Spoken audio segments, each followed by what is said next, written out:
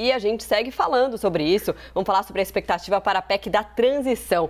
O vice-eleito Geraldo Alckmin deve se reunir daqui a pouquinho com o relator geral do orçamento de 2023, senador Marcelo Castro, para então finalizar a proposta. O texto final deve ser apresentado a líderes do Congresso entre hoje e amanhã. E sobre esse assunto a gente vai conversar ao vivo com o presidente do Conselho Federal de Economia e também integrante do Grupo de Planejamento, Orçamento e Gestão da equipe de transição, Antônio Correia de Lacerda. Professor, obrigada por falar com a gente. Muito bom dia para o senhor. Bom dia e a todos que nos ouvem, nos assistem. Professor, já há um consenso, claro que ainda serão feitas as discussões finais sobre o valor final da PEC, né? Mas já há um consenso de que outros benefícios além do Bolsa Família devem ser incluídos nesse pacote da PEC ou devem deixar de lado alguns benefícios para que o valor da PEC não chegue, por exemplo, a 175 bilhões, como era a minuta inicial. Não sei se esse valor será mantido ou não. Em princípio, sim, está mantido como demanda, né, a proposta de se incluir um valor de 175 bilhões de reais. Quanto ao detalhamento, embora já exista uma proposta pronta, ele precisa ser negociado no âmbito do parlamento, já que é uma proposta de emenda constitucional.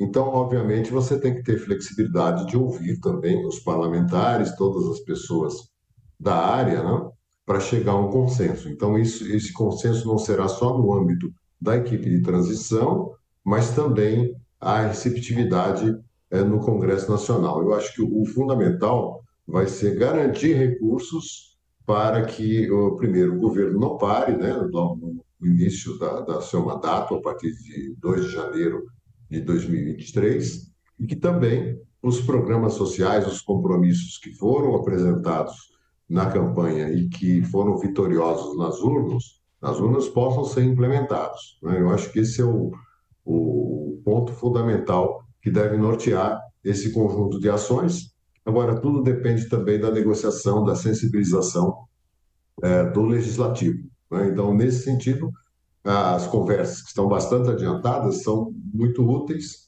porque permitirão que haja esse ajuste, né? Essa sintonia fina entre a equipe de transição e o parlamento. Bem, professor, a equipe de transição ela tem que lidar com problemas de curto, de médio e também de longo prazo, né? Afinal de contas, os de longo prazo começam hoje. Na sua avaliação, o que vai ser feito daqui para frente? A manutenção de uma política de teto de gastos, uma revisão dessa política de teto de gastos, a aplicação do waiver, de uma âncora fiscal, qual seria o caminho? Esse também é um tema, né, que carece de uma profunda discussão e negociação com o legislativo, né? Já que a gente está falando em regras fiscais de longo prazo. O teto de gastos, na prática, já foi rompido, né? Ao longo de 2020, 2021 e 2022, ele não foi cumprido, o que mostra que é uma regra que não tem sustentação, né? Aliás, eu e vários economistas, já lá em 2016, quando a emenda constitucional 95 foi aprovada, alertávamos para esse fato, né? Você tentar limitar gastos ao longo de 20 anos, né? Independente dos ciclos econômicos, não levando em conta o crescimento populacional, as demandas, né, que exigem da sociedade, é absolutamente inadequado, né? Então, nós precisamos de um novo arcabouço fiscal que dê, sim, previsibilidade, mas, ao mesmo tempo, alguma flexibilidade para que o Estado possa exercer a sua função. As funções do Estado estão definidas na Constituição, né? Portanto, vai além de uma questão de governo, embora, evidentemente, o projeto vitorioso nas urnas apresentou o seu projeto à nação, esse projeto foi aprovado, né, pela maioria, e ele deve ser implementado. Então, para isso que a equipe técnica tem trabalhado em alternativas para apresentar. O que é importante? Que o governo Lula ele tem um passado que o substancia, né? Ao longo dos 8 anos de governo Lula, não havia teto de gastos, no entanto, gerou-se superávit primário, né?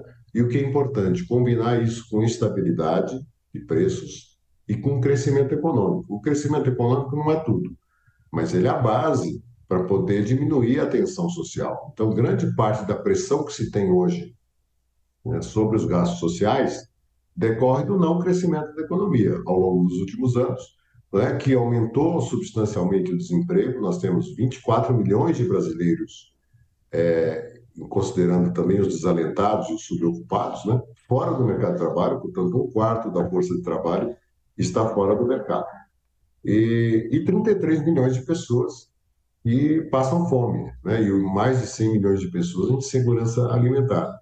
Então, nós precisamos dar a base econômica, né, para além dos programas sociais, para que você possa gerar atividade econômica, as empresas voltem a investir, contratar pessoas, para que a economia volte a girar e o próprio Estado seja beneficiado pela melhora da arrecadação. Então, ajuste fiscal nas duas pontas.